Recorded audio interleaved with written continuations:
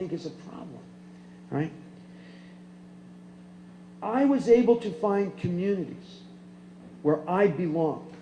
I found rabbis. I found people and individuals who opened up their arms and said, you can belong here. I think that the defining crisis in Judaism today is that we're trying to figure out how to define the group. How do we define the group? Who gets to access that meaning? Who gets to have a relationship with God in a meaningful way, in a Jewish way? And I think it's incredibly arrogant if I were to tell you whether or not that belonged to you or whether it didn't. I'm going to let everybody out there define that for themselves and welcome you in. Judaism is tough. The ideas of Judaism are tough. I would assume that it will self-select. That the people that come in you got to learn. There's a lot to do. And to the fact that you get to define your meaning and I don't get to define your meaning. That's what's special to me. That's where I find myself in this community. There are people in this room I've had the opportunity of learning with. And that those ideas matter. It's the ideas of Judaism that matter. I meet a lot of people who want to define who gets to belong based on matrilineal descent. That's bloodlines. Somehow I don't get that. I don't understand the concept that bloodlines define who gets to be in a community of people who are striving to make this world a better place. I would prefer that definition be based on a commitment to ideas, ideals, and morals. That's what I see. You know, it's funny, we have this idea of who gets to belong, right? Should we have in marriage or out marriage? I also work with Hillel, and in Hillel, 1 out of every 2 members of a Jewish that 1 out of every 2 people who admits to being Jewish on a college campus. 80% of all Jews go to college. Pretty impressive number.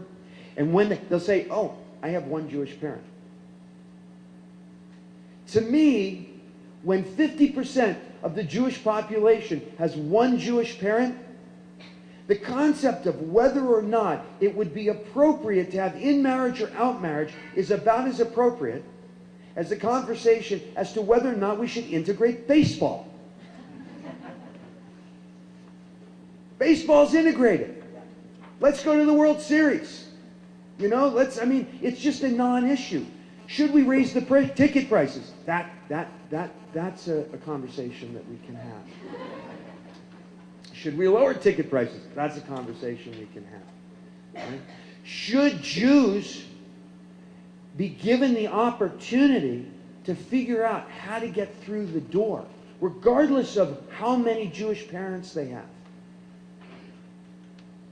Should people who make the commitment to raise children as Jews, whether or not they were born in to the Jewish community, should they have the opportunity to be welcomed?